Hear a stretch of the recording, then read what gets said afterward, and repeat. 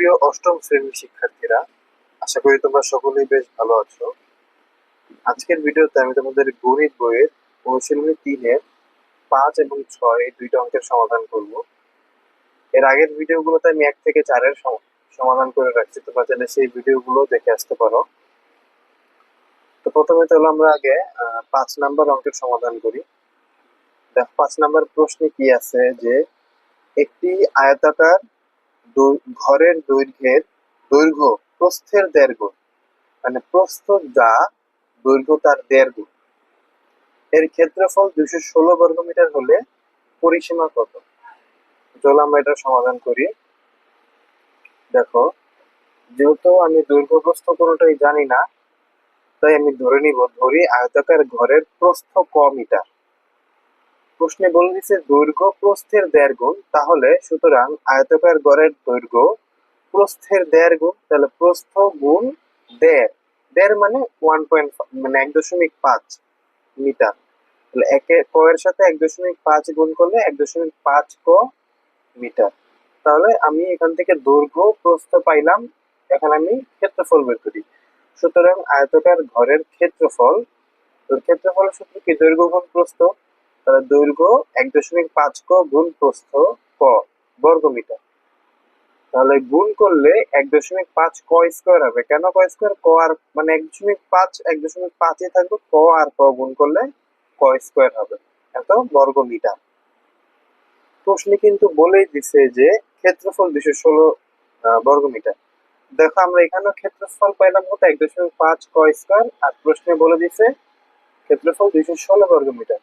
তাহলে দুইটাই ক্ষেত্রফল, তাহলে ক্ষেত্রফল সমান সমান ক্ষেত্রফল আমরা বলতে পারি। সুতরাং প্রশ্ন মতে 1.5 ক স্কোয়ার সমান সমান 216, মানে এটা একটা ক্ষেত্রফল, এটাও ক্ষেত্রফল। এটা আমরা বের করে নিছি, আর এটা প্রশ্নে দেওয়াই আছে। তাহলে 1.5 ক স্কোয়ারের সাথে গুণ অবস্থায় আছে, তাহলে সেটা যদি পক্ষান্তর হয় তাহলে এখানে ভাগ হয়ে যাবে। তাহলে ক স্কোয়ার সমান সমান 216 ভাগ 1.5। ক স্কোয়ার থাকলো, এই পাশে 216 কে যদি 1.5 দ্বারা আমরা ভাগ করি তাহলে হবে 144। এখানে দেখো বর্গ বা স্কোয়ার, এটা যদি আমরা পক্ষান্তর করে পাশে নিই তাহলে স্কোয়ারটা পাশে রুট হয়ে যাবে, বা বাংলা বর্গমূল হয়ে যাবে। তাহলে 144-এর উপরে রুট, সুতরাং ক ইকুয়াল 144 কে যদি রুট করো, ক্যালকুলেটরে যদি উঠাও রুট 144 বা 144, তাহলে কিন্তু 12 আসবে। সুতরাং ক এর মান পাইলাম আমরা 12। তো ক কে তো আমরা ধরে নিয়েছিলাম কি? প্রস্থ, যে আয়তাকার ঘরের প্রস্থ ক আর দৈর্ঘ্য 1.5 ক। তাহলে প্রস্থ যেহেতু ক ধরে নিয়েছিলাম, ক এর মান বেরিয়েছে 12, তাহলে আয়তাকার ঘরের প্রস্থ 12 মিটার এবং আয়তাকার ঘরের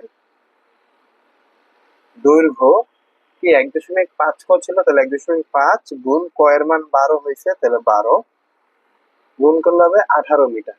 অর্থাৎ আমি প্রস্থ এবং দৈর্ঘ্য বের করে নিলাম।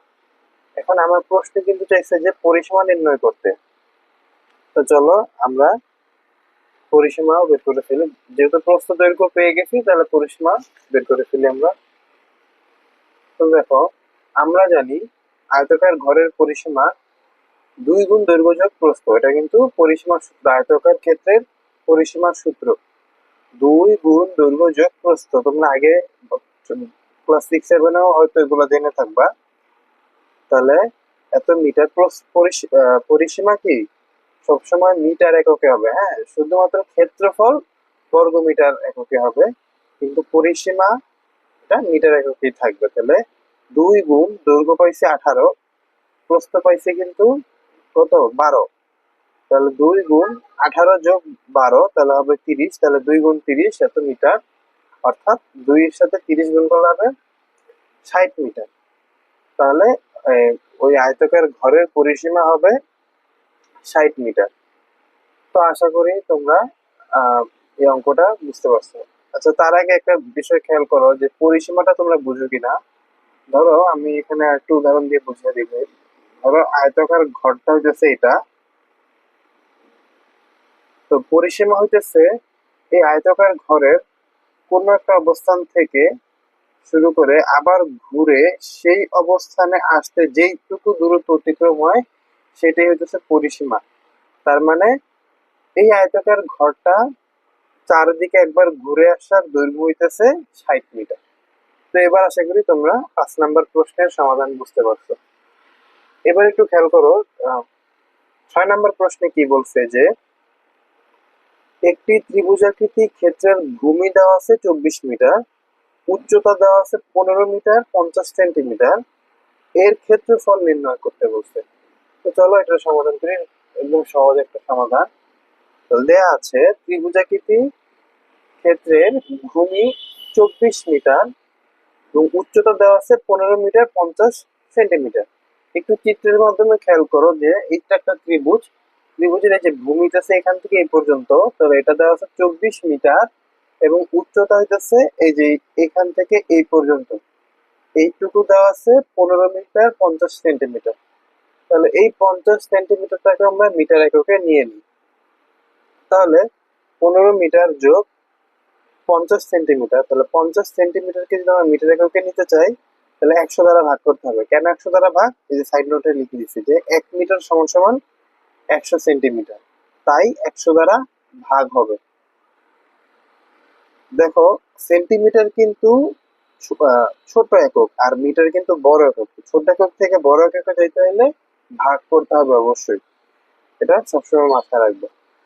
তাহলে 15 যোগ 50কে যদি 100 দ্বারা ভাগ করি তাহলে হবে 0.5 মিটার। তাহলে যোগ করলে হবে 15.5 মিটার। অর্থাৎ ভূমি পাইলাম 24 মিটার এবং উচ্চতা পাইলাম 15.5 মিটার।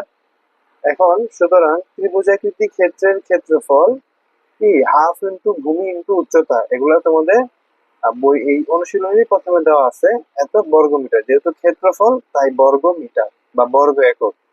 তাহলে হাফের হাফ, হাফ মানে 2/1 গুণ ভূমি 24 উচ্চতা 15.5 বর্গ মিটার। এখন এই টোটালটা যদি তুমি ক্যালকুলেটরে উঠাও, উঠাইলে অ্যান্সারে চাপ দিলে দেখবা যে 186 হবে, অর্থাৎ 186 বর্গ মিটার। অর্থাৎ এই যে ত্রিভুজটা, এই ত্রিভুজটার টোটালটার ক্ষেত্রফল হবে 186 বর্গ মিটার। তো আশা করি তোমরা 6 নাম্বারটাও বুঝতে পারছো।